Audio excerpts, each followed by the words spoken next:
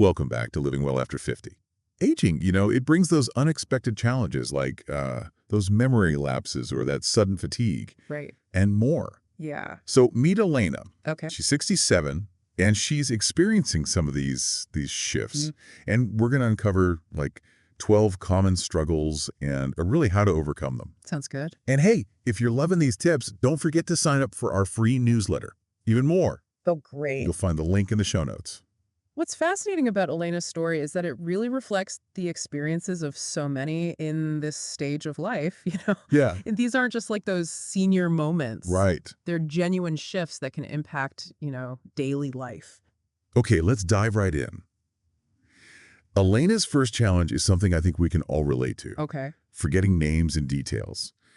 She told us this funny story about running into her neighbor at the grocery store. Oh, no. They've known each other for years, but in that moment, her name just vanished from Elena's mind. It's that feeling of, I know this, why can't I access it right now? Yeah. Age-related memory decline is common. Yeah.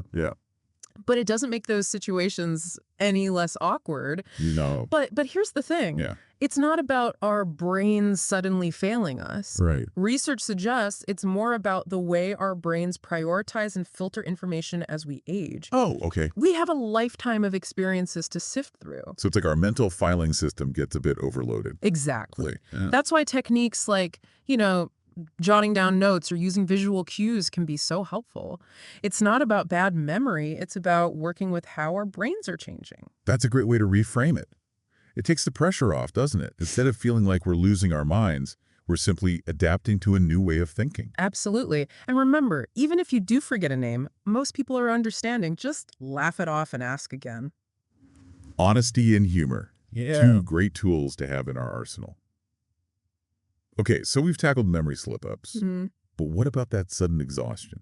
Oh, yeah. It can hit out of nowhere. Yeah. Ellena described it like hitting a wall after even simple tasks. This is a big one. We might expect to slow down eventually, but the sudden dip in energy can be surprising. Yeah.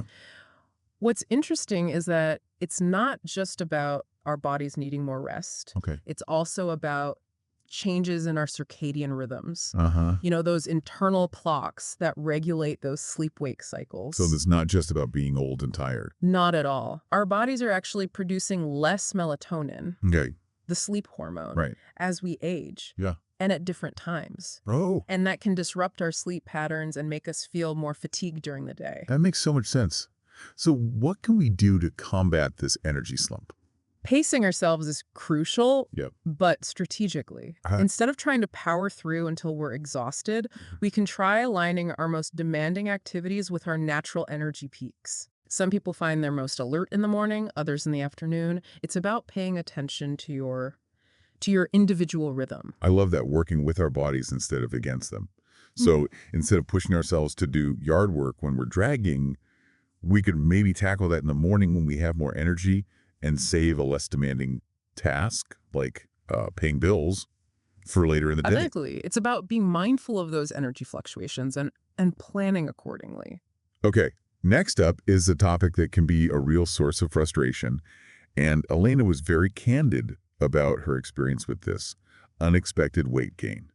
She's always been active, but lately she's noticed the pounds creeping on even though her routine hasn't changed much. This is so common, and it ties back to what we were just talking about. Right. Metabolism, it naturally slows down as we age, Okay. partly due to hormonal changes, and also because we tend to lose muscle mass. Okay. But here's the thing. Yeah. While we can't completely stop these changes, Right. we can definitely influence how they affect us. So it's not a hopeless battle. Absolutely not. It's about shifting our approach. Instead of just focusing on calorie restriction, which can actually backfire and lead to further muscle loss, Oh, wow. we can prioritize nutrient-dense foods that keep us feeling fuller for longer Okay. and support healthy aging. Right. Think lean proteins, healthy fats, and fiber-rich fruits and vegetables. So it's about quality over quantity when it comes to food choices. Exactly. And don't underestimate the power of strength training. Oh, yeah.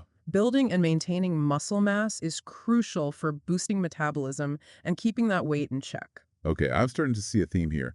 It's about working smarter, not harder, as we age. You got it. Yeah. It's about understanding how our bodies are changing and and adapting our strategies accordingly. All right, next on Elena's list is something I'm sure we all dread. Oh, The seemingly endless stream of doctor's appointments. yeah.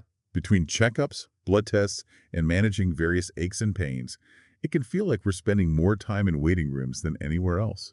I hear you. It can definitely feel overwhelming. But here's how I like to reframe it. Okay. These appointments are an investment in our future well-being. Okay, yeah. They're an opportunity to catch potential issues early on and to proactively manage our health. I love that perspective. It's about taking control of our health rather than feeling like it's controlling us. But how do we stay on top of all these appointments without feeling completely overwhelmed? That's where a little organization goes a long way. Okay, Try using a calendar or app specifically dedicated to health appointments and reminders. okay. You can also keep a running list of questions for your doctor so you don't forget anything important during your visit. That's a great tip. I've also found it helpful to keep a health journal where I track my symptoms, medications, and any other relevant information. It helps me feel more informed and empowered when I'm talking to my doctor. That's a fantastic idea. Knowledge is power, especially when it comes to our health. Okay, moving on to challenge number 5, and this one hit close to home for me, difficulty concentrating. Ellena shared that she loves to read, but lately she finds it hard to focus on a book for very long. Right. She gets distracted easily, and it's just not as enjoyable as it used to be. This is something that many people experience as they age. Yeah. And it can be incredibly frustrating. Yeah. But what's interesting is that it's not necessarily a sign of cognitive decline. Okay. Our brains are constantly adapting to new information and experiences. Right. And sometimes that can make it harder to filter out distractions and focus on a single task. So it's like our brains are always on high alert, scanning the environment for potential threats or opportunities. Exactly. And while that was essential for survival in our younger years, it can make it harder to settle down and focus on a book or a conversation in our later years. Yeah. But the good news is that there are things we can do to train our brains to be more present and focused. Like what? I'm all ears. Mindfulness meditation has been shown to be incredibly effective in improving attention span and focus. Sure. It's about training ourselves to observe our thoughts and feelings without judgment, Right. which helps us become more aware of when our minds are wandering and gently bring them back to the present moment. So it's like a mental workout for our attention muscles. Exactly. And like any workout, it takes practice and consistency to see results. Yeah. But the benefits are well worth the effort.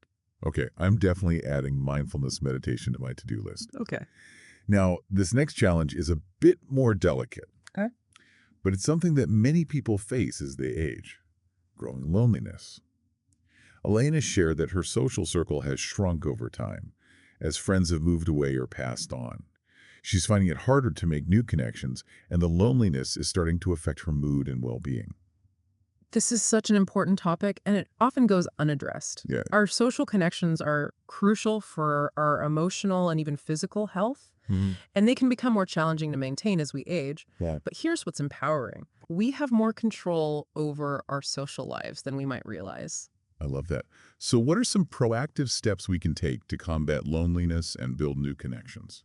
Think about the activities you enjoy Okay. or things you've always wanted to try. There are likely groups, classes, or events centered around those interests, which provide a natural starting point for conversations and friendships. Volunteering is another fantastic way to meet like-minded people while making a difference in your community. I've always wanted to learn how to paint. Maybe I'll sign up for a class at the local community center. That's a great idea. You might be surprised at the connections you make and the joy you find in pursuing a new passion. And hey, even if I'm a terrible painter, at least I'll be socializing. Exactly. It's about putting ourselves out there and embracing new experiences. And remember, even small interactions like chatting with the cashier at the grocery store or saying hello to your neighbor can brighten your day and make you feel more connected. Okay, next up is a challenge that can really impact our daily lives: declining mobility. Ellena told us that even simple movements like walking around the block or bending down to tie her shoes have become increasingly difficult. It's starting to affect her confidence and her ability to do the things she enjoys. This is a common concern, and it's often accompanied by a sense of fear or frustration. Yeah. But here's the key. Okay. While some age-related changes are inevitable, Hmm. we can do a lot to maintain our strength, flexibility, and balance, which are the foundations of mobility. So it's not about accepting limitations, it's about pushing back against them. Exactly. It's about challenging ourselves within a safe and comfortable range. Okay. And it doesn't have to be about grueling workouts. Right. Activities like yoga, tai chi, and even dancing can be incredibly beneficial for improving mobility and coordination. I've always wanted to try Tai Chi. I've heard it's like moving meditation. It is. Yeah. And it's a wonderful way to improve balance, flexibility, and strength, all while calming the mind. Okay, I'm convinced. Tai Chi is officially on my list. Fantastic. And remember, even small changes in our daily routines can make a big difference. Taking the stairs instead of the elevator, parking further away from the store entrance, or simply getting up and moving around every hour can help us maintain our mobility and prevent stiffness. All about those little wins, isn't it? Mm. Okay, now let's talk about something that can have a huge impact on our overall well-being. Sleep difficulties. Mm. Ellena shared that she's having trouble falling asleep and staying asleep. She wakes up frequently during the night and just doesn't feel rested in the morning. This is such a common experience, and it can be so frustrating because we all know how essential sleep is for our physical and mental health. And while some age-related sleep changes are normal, Right. there's a lot we can do to improve our sleep quality and get the rest we need. So it's not just about accepting that we'll be tossing and turning all night. Not at all. It starts with understanding what might be contributing to those sleep disturbances. For many people, it's a combination of factors, Oh. including hormonal shifts, changes in our circadian rhythms, and even underlying medical conditions. So it's important to rule out any underlying medical issues with our doctor. Absolutely. And once those have been addressed, Okay. we can start implementing some lifestyle changes that can dramatically improve our sleep. Like what? I'm desperate for a good night's sleep. One of the most effective strategies is establishing a consistent sleep-wake routine. Okay. This helps regulate our natural sleep-wake cycles and trains our bodies to fall asleep and wake up at consistent times. So no more late-night TV binges. It's best to avoid screen time for at least an hour before bed. Okay. The blue light emitted from screens can interfere with melatonin production, making it harder to fall asleep. That makes sense. I'm definitely guilty of scrolling through my phone in bed. What else can we do to create a sleep-conducive environment? Think about your bedroom as a sanctuary for sleep. Okay. Make sure it's cool, dark, and quiet.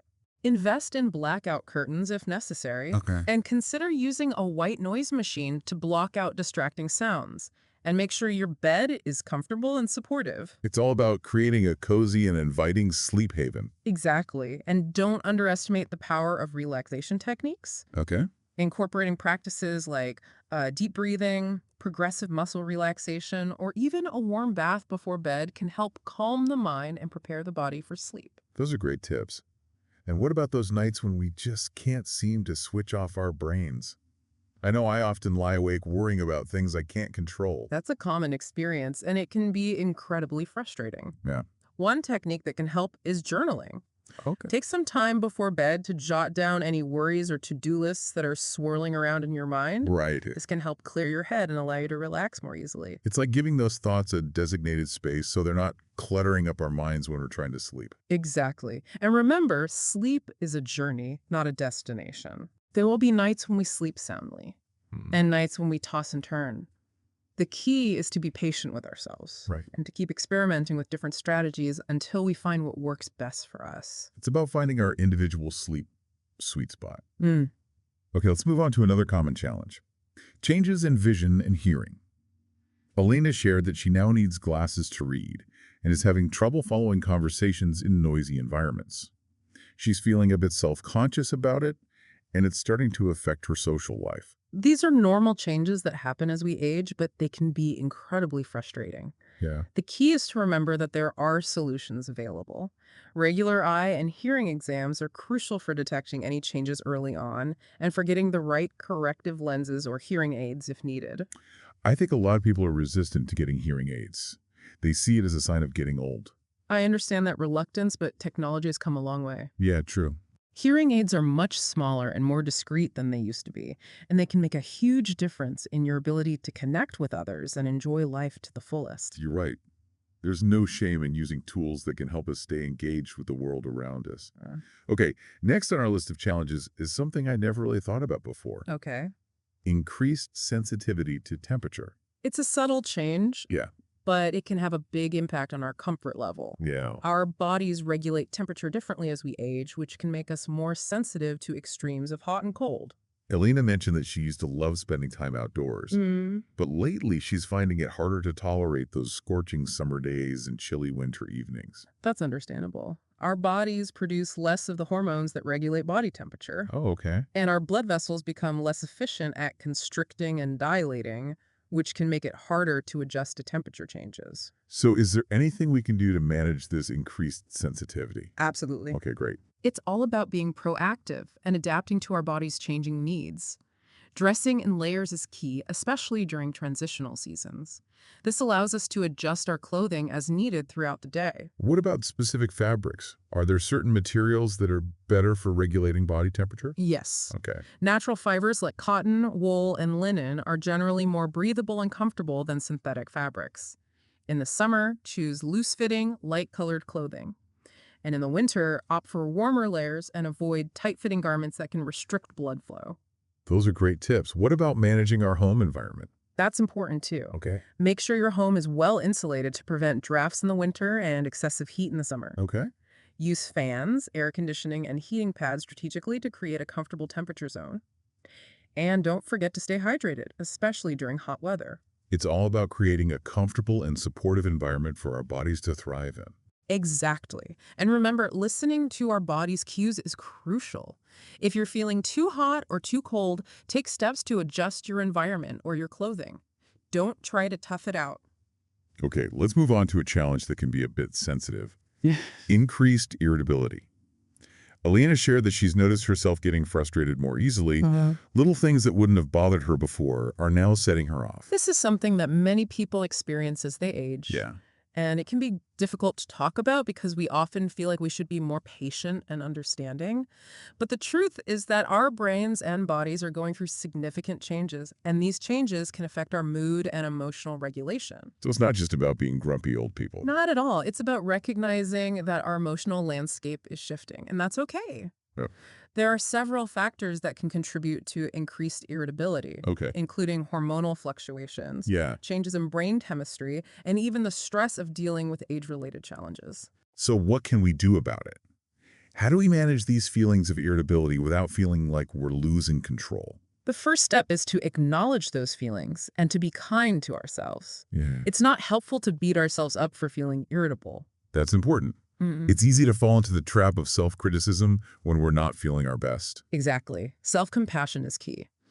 And then we can start exploring some coping mechanisms that can help us regulate our emotions more effectively. Like what? Oh, I'm all ears. deep breathing is incredibly effective for calming the nervous system and reducing feelings of stress and irritability. Yeah. When you feel that frustration rising, take a few deep breaths. Okay.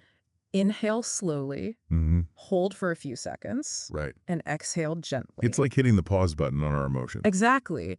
It gives us a moment to reset and to respond to the situation more calmly. Mindfulness practices, like meditation or yoga, can also be helpful for cultivating a sense of inner peace and reducing reactivity. I've heard great things about mindfulness, Yeah. but I've never really tried it. What exactly is it? It's about paying attention to the present moment Oh, without judgment. It's about noticing our thoughts and feelings without getting swept away by them. that sounds challenging, but also very freeing. It is. Yeah. And it takes practice, but Yeah. even a few minutes of mindfulness each day can make a big difference in our emotional well-being. Okay, I'm adding mindfulness to my list of things to try. Now, this next challenge is a big one, and it's something that Ellena has been struggling with quite a bit. Loss of independence. She's always been fiercely independent, but lately, she's finding it harder to do things on her own. She's starting to need help with things like grocery shopping and housework, and she's really struggling with the emotional aspect of that. This is such a common and understandable struggle. Yeah. Our sense of independence is so tied to our identity, and it can be difficult to ask for help when we've always been the one providing it. It can feel like a loss of control, can it? Absolutely. But here's what's important to remember. Okay. Accepting help is not a sign of weakness. It's a sign of strength and self-awareness. Right. It's about recognizing our limits and allowing others to support us so we can continue to live fulfilling lives. That's a powerful way to reframe it. So how do we make that shift in mindset? How do we embrace help without feeling like we're losing our independence? It starts with recognizing that asking for help is not a failure. It's actually a smart and courageous choice. Okay. It allows us to conserve our energy for the things that are most important to us and to maintain our quality of life as we age. So instead of seeing it as a burden, we can see it as an opportunity to connect with others and to allow them to contribute to our well-being. Exactly. It's about building a network of support that allows us to thrive in this chapter of life. That's a beautiful way to look at it. Yeah. I think a lot of us, myself included, have been conditioned to believe that we have to do everything ourselves. But the truth is, we're not meant to go through life alone. We're meant to support each other and to share the load. Couldn't agree more.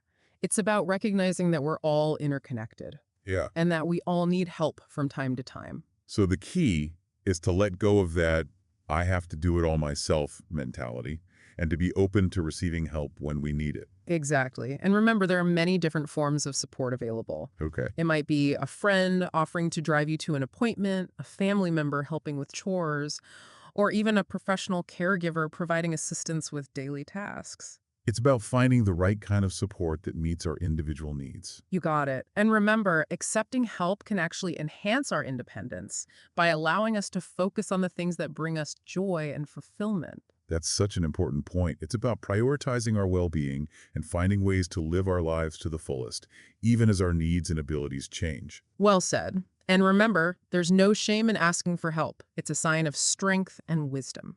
Okay, so we've talked about a lot of challenges today, from memory lapses to exhaustion, weight gain, doctor's appointments, concentration difficulties, loneliness, declining mobility, sleep issues, changes in vision and hearing, temperature sensitivity, irritability, and loss of independence.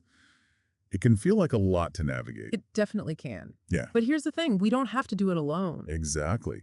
And that's why we're here to provide you with information, resources, and support. And to remind you that aging is a journey, not a destination. It's a process of growth, adaptation, and discovery. I love that perspective. Yeah. So what's one key takeaway you hope our listeners will remember from this conversation? That's a great question. I think the most important thing is to remember that while aging brings its challenges, it also brings wisdom, resilience, and a deeper appreciation for life. Beautifully said. And remember, you are not defined by your age. You are a unique and valuable individual, regardless of how many years you've been on this planet. So well said. It's about embracing this chapter of life with all its twists and turns. Yeah. And finding ways to make it meaningful and joyful. I love that. So what can our listeners do if they're feeling a bit overwhelmed by all these changes? First and foremost, be kind to yourself. Okay. Don't judge yourself for struggling. Right. These are normal experiences. Aging is a process, and it's okay to feel a range of emotions about it. Self-compassion is key, isn't it? It's easy to get caught up in the shoulds and shouldn'ts of aging. Exactly. Instead of focusing on what you think you should be doing or feeling, Yeah. try to focus on what you are doing and feeling. Okay. And honor those experiences. And don't be afraid to reach out for support. Oh, absolutely. Talk to your friends, family, or a therapist. Join a support group. There are people who understand what you're going through Yeah. and who can offer encouragement and guidance. That's so important. We don't have to go through this alone. Right. Sharing our experiences with others can help us feel less isolated and more connected. And speaking of connecting with others, I think it's worth revisiting the topic of loneliness. It's something that Ellena brought up. Right. And it's something that I know a lot of people struggle with, Yeah. especially as we age. Our social circles can change, and it can be difficult to make new friends. You're absolutely right. Loneliness is a real issue, Yeah. and it can have a significant impact on our mental and physical health. Right. But here's the good news. Yeah. There are things we can do to combat loneliness and build meaningful connections no matter our age. So it's not about resigning ourselves to a life of isolation. Absolutely not. It's about being proactive Okay. and seeking out opportunities for connection. Yeah. And sometimes it's about shifting our perspective on what connection looks like. What do you mean by that? Sometimes we get so caught up in the idea of having a large social circle that we overlook the smaller, everyday connections that can bring joy and meaning to our lives. Like chatting with the barista at our favorite coffee shop or striking up a conversation with someone at the park. Exactly. Those small interactions can brighten our day Yeah. and remind us that we're not alone. And don't underestimate the power of connecting with nature. Oh, yeah. Spending time in nature has been shown to have a positive impact on our mood and well-being. That's a great reminder. I know I always feel more relaxed and grounded after a walk in the woods. It's like nature has a way of calming our nervous systems and Yeah. reminding us that we're part of something bigger than ourselves. Okay, so we've talked about the importance of self-compassion, seeking support, and finding ways to connect with others. Mm-hmm. What about all those practical tips we've shared throughout this episode? It can feel a bit overwhelming to try to implement all of them at once. You're right. Yeah. It's important to start small Okay. and focus on one or two things at a time. Right. Choose the strategies that resonate with you the most. Yeah. And that you think will have the biggest impact on your well-being. So instead of trying to overhaul our entire lives overnight, Right. we can focus on making small, sustainable changes that gradually build up over time. Exactly. It's about progress, not perfection. Yeah. And remember to celebrate your successes along the way. Yes. Every small step you take Mhm. towards living a healthier, happier life is worth acknowledging. Okay, I love that. It's about focusing on the positive and giving ourselves credit for our efforts. Absolutely.